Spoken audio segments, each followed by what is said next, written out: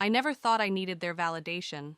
That was the story I'd been telling myself for years until the moment I found myself alone in my executive suite perched high above downtown Chicago, the entire skyline stretching out like a painting behind panes of flawless glass. The city buzzed below the kind of hum that fades into background music when you're 30 stories up. My desk, a sleek curve of walnut and chrome, sat in front of me, and on its screen blinked an email that made the past come rushing in. It was from my older brother, Jordan. Subject line, can you help? Message, Dad's been laid off. Mom's medical bills are getting out of control. I know things might be tight for you too, but if there's any way you can spare something. I let out a sharp, bitter laugh, one that echoed in the quiet like glass cracking. Tight on funds if they only knew. 15 years ago, I had stood barefoot in the chilly kitchen of our aging house in Millfield, Ohio. The February wind leaked through warped windows, and the room always smelled faintly of old wood and yesterday's coffee. My acceptance letter to Eastbridge Institute of the Arts lay open on the scratched pine table. My stepfather Richard was gripping the envelope like it was radioactive. His face was flushed, jaw clenched, every syllable dripping with contempt. Photography, he spat, shaking the paper at me like it might slap some sense into me. You actually think that's a career, Lauren? That's not a future, it's a hobby. A waste. You're going to ruin your life chasing pipe dreams. Grow up. My mother Margaret stood at the sink, hands resting on the edge, knuckles pale. She didn't say a word. She never did when Richard's temper rose like that. It was as if she vanished into herself, letting his storm pass while I stood in the path of it alone. I got a scholarship, I said quietly, barely above a whisper. And I've been saving tips from the diner since sophomore year. Enough, he snapped. You're going to med school, like Jordan. That's final. But something inside me cracked loud sharp. And for the first time in my life, I didn't flinch. No, I said. That one word changed everything. His face twisted with fury. His voice became a growl. Then get out. Think you're grown, prove it. But don't you dare come crawling back when you fall flat. That night, I shoved my thrift store wardrobe into a secondhand backpack I'd patched a dozen times. My heart thudded against my ribs as I zipped it up. Jordan stood in the hallway staring like I'd grown wings. You're actually leaving, he asked, voice tinged with awe and fear. I have to, I said. I can't breathe here. I can't keep living a life someone else chose for me. As I shouldered my bag, my mother stepped into the dim hallway. She didn't say much, she rarely did, but she slipped a small velvet pouch into my hand, with a tenderness that cracked through the shell she usually wore. Your Aunt Evelyn wanted you to have this when it mattered most, she murmured. I think that's now. I checked into a 39-a-night motel on the edge of Millfield, the kind with flickering lights and plastic plants in the lobby. That night, under thin motel sheets and dim light, I opened the pouch. Inside was a delicate gold locket and a small note folded neatly, a tiny brass key taped to its corner. Lauren, if you're reading this, then you've already taken the first step toward becoming who you were always meant to be. I'm proud of you already. Those words were from Evelyn Sinclair, my grandmother's sister, the quiet force in our family history. I knew in that moment I wasn't going back. Not to apologize, not to convince, only to become. The second note had fewer words, but it was heavier somehow. You've always had it in you. The key belongs to Box 247 at Union National Bank. Open it when you're ready. Inside, you'll find what you need to begin. And remember, art isn't just about beauty, it's about seeing value where others see none. With love, always, Evelyn. The next morning, I walked into Union National Bank with shaking hands and a heart full of nerves. The safety deposit box wasn't large, but its contents might as well have been a treasure chest. Inside were bundles of aged but immaculate documents, vintage jewelry wrapped in silk, and another letter. It told me something I'd never known. Evelyn hadn't been a quiet old woman with a love for garage sale finds. She had been a legitimate collector during the golden years of Art Nouveau and Deco design. These weren't trinkets. They were museum-grade pieces. There was also a name. Take these to Dominic Grant at Grant and Mercer Antiques. He'll understand their worth. When Dominic completed his appraisal, I nearly dropped the entire box. The collection was worth over $430,000, but that wasn't what changed my life. He studied me quietly after delivering the number. You've got the eye, he said. You see worth where others don't. You ever think about learning the trade? That was the true beginning. He became more than an appraiser. He became a mentor.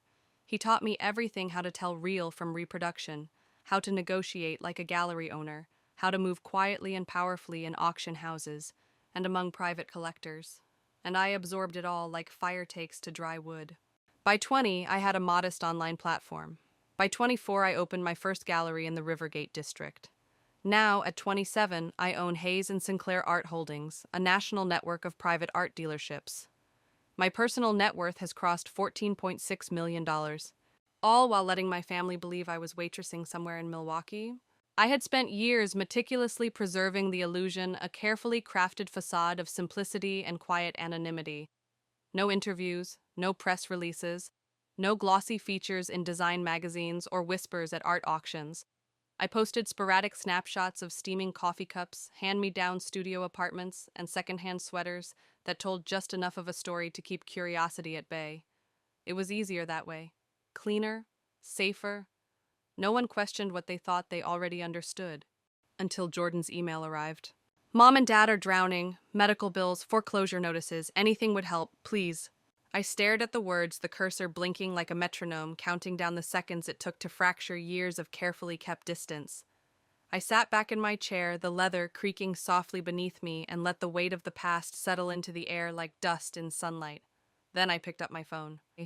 Jordan, I said evenly, my voice calm and unreadable. Bring them both, tomorrow, my office. He sounded puzzled, caught between confusion and disbelief. Your office? You mean the cafe you used to temp at? No, I said, glancing around the expansive space with its cathedral-high windows and panoramic view of the Chicago skyline. My actual office, Sinclair Tower. There was a pause, then a disbelieving chuckle. You at Sinclair Tower. You can't just walk into that place pretending you... I smiled faintly. I bought the building last spring, Jordan. They'll let me in. Just be there. 9 sharp. And bring all of their mortgage paperwork. Every page. The line went quiet. The following morning, I stood at the floor-to-ceiling glass wall that lined the edge of my office, coffee in hand, watching as a weathered silver sedan hesitated at the private drive. Even from this height, I could see the hesitation in their body language, like they weren't sure if this place was meant for people like them. A uniformed guard approached, spoke with a practiced gentleness, then directed them not to the lobby but toward the private executive elevator, an elevator that opened only onto the penthouse floor. Paige's voice crackled through the intercom, warm and composed. Ms. Hayes, your family has arrived. I turned slowly, setting the coffee cup down with careful deliberation. Send them in. The door opened, and for a moment time froze. My father, Richard, stopped mid-step, his expression a storm of disbelief. My mother, Margaret, clung to the frame as though the polished marble beneath her might melt away. Jordan just blinked his eyes, darting between the antique glass cases, the modernist sculptures, and the oversized Roosevelt-era Art Deco desk at the center of the room, like he'd accidentally wandered into a dream someone else had curated. They had expected beige cubicles and office supply furniture. Not this hybrid of gallery and empire wrapped in silence and sunlight. Margaret whispered, voice quivering, Lauren. What is this? I gave a small smile. Welcome to Hayes and Sinclair Art Holdings. This is my office. The shock shifted like a tide across Richard's face from skepticism to resentment with fury not far behind. He jabbed a finger toward me. You're a barista. You live in a shoebox. You post photos of ramen noodles and coin laundry. What is this game you're playing? I stepped lightly toward the wall and touched the edge of a framed painting, one I'd bought for $500 from an overlooked estate sale in Vermont. It was now valued at over $2 million. That was fiction, I said simply. Strategically curated fiction. I'm the CEO and founder of the largest private art brokerage firm in the country, the Tower. It's under my firm's name. And since I own the firm, Jordan's mouth opened, words forming and vanishing before they took shape. That was when Richard snapped. You kept this from us, he shouted, voice cracking. From your family, what's secretly succeeding? What were you trying to prove? I didn't flinch, that I could build something real, that I didn't need anyone's permission to rise. I walked back to my desk, a calmness rooted in years of battles already fought. They stood frozen, the papers trembling in their hands, their reality breaking apart piece by piece. Let's talk about your mortgage, I said, each word slicing through the room like a scalpel. Silence. My father's rage collapsed into stunned inertia. My mother's fingers skimmed the surface of the desk, seeking proof of solidity, of something, anything she could understand. And if you think that moment was intense, I hadn't even begun to tell them everything.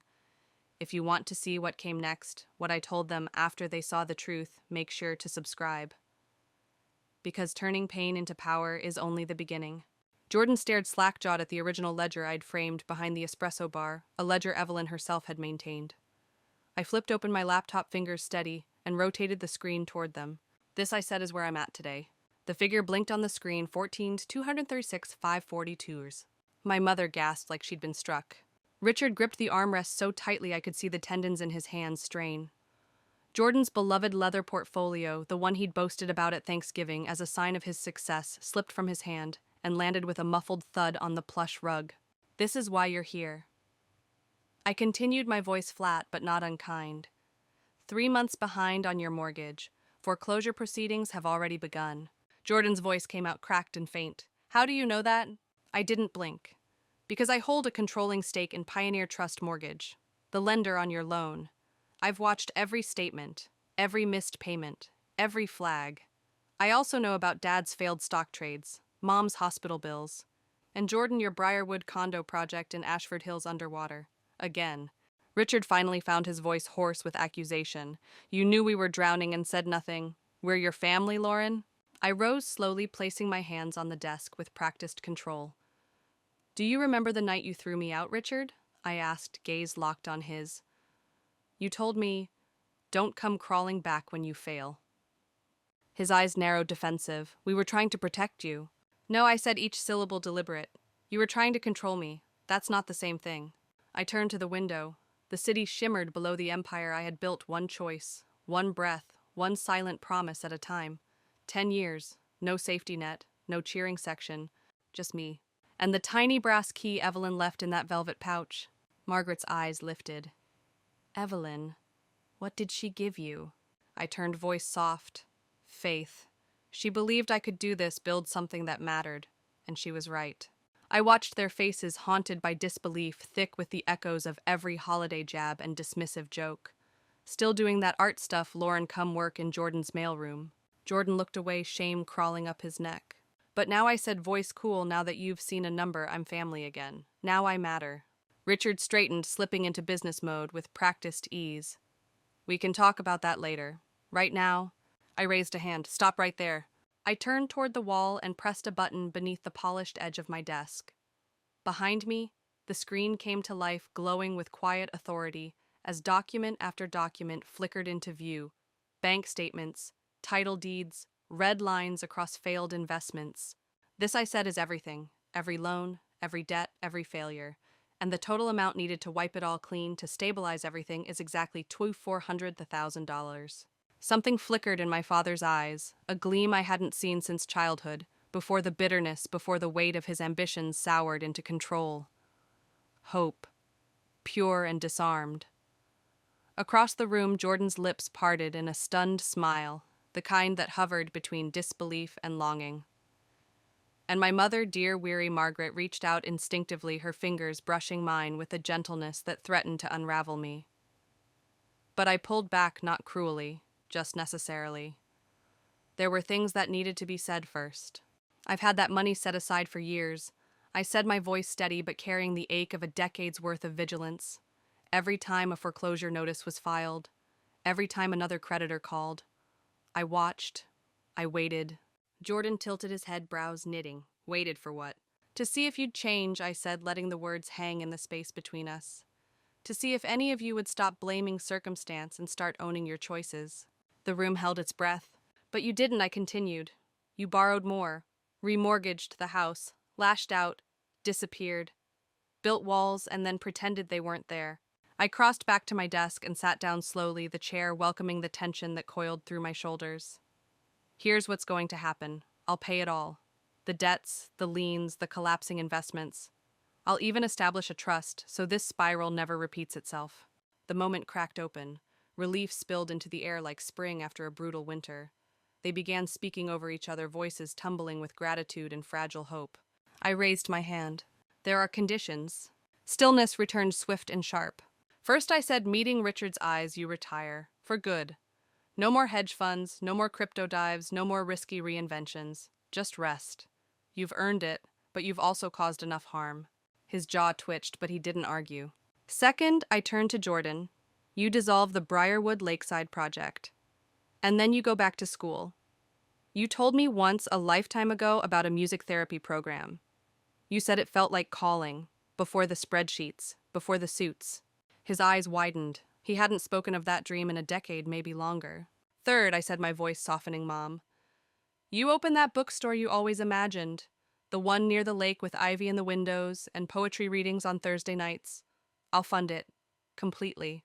Her lips trembled, her eyes glistening with unspoken grief for all the years she'd buried that dream beneath Richard's. And finally, I said, my voice low and unwavering, we go to therapy, together, weekly. This isn't just about money anymore. I'm done pretending that it is. Richard opened his mouth, an objection already forming, but Margaret placed her hand over his, quieting him with a touch that carried 30 years of silence, of compromise, of longing. We'll do it, she said, her voice a whisper that rang louder than any shout. All of it. I nodded once and pressed the intercom. Paige, bring in the contracts. Moments later, my assistant entered, balancing a neat stack of folders with crisp efficiency. I handed them across the desk. These make it official, the debt clearance, the trust, and the conditions. Take them. Read every line. Come back when you're ready. They nodded, stunned, visibly shaken. Richard's hands shook as he held the papers, as though he feared they might vanish with a blink. As they turned to leave, I called after them, voice gentler but no less firm. Dad. He paused. Remember what you said the night you threw me out, I asked. You told me not to come crawling back when I failed. He turned to me, and for the first time his face was an unguarded canvas painted in regret, pride, shame, and something else. Something closer to reverence. I never failed, I said quietly. I succeeded, without you. They left in silence, the kind that settles deep in the bones. I watched from the window as their car dissolved into the current of downtown traffic, swallowed by the city that had once swallowed me. A moment later, Paige returned, setting a cup of chamomile tea on the edge of my desk, her eyes soft with understanding. You okay? She asked. I didn't answer right away. I thought of the holidays spent alone, the motel rooms, the years when doubt clawed at me in the dark. Then I looked at the skyline, the empire I had built. I think I finally am, I said, a faint smile finding its way to my lips. The next morning they returned, signed documents in hand, their smiles hesitant but real. They carried the weight of a different future, unsure but possible. Healing didn't arrive like a miracle. It crept in slowly in morning coffees and unexpected apologies. Richard truly retired. One day, unprompted, he looked me in the eye and said he was sorry. I didn't cry, but it broke something open in me anyway. Margaret opened her bookstore, Lavender and Birch, a quaint little shop tucked in the heart of Old Town, where the scent of old pages danced with fresh blooms. The locals adored it. So did she. Jordan returned to school. Now he teaches music therapy at a charter school in Ashford Hills. His smile doesn't look like a mask anymore. And me, I kept building, but no longer in secret. No more shrinking myself to make others comfortable. No more dimming the light to soothe the shadows. Because true power doesn't come from proving them wrong. It comes from proving yourself right. On my desk beside a framed photo of Evelyn Sinclair rests her old jewelry box. I kept one piece, the gold locket.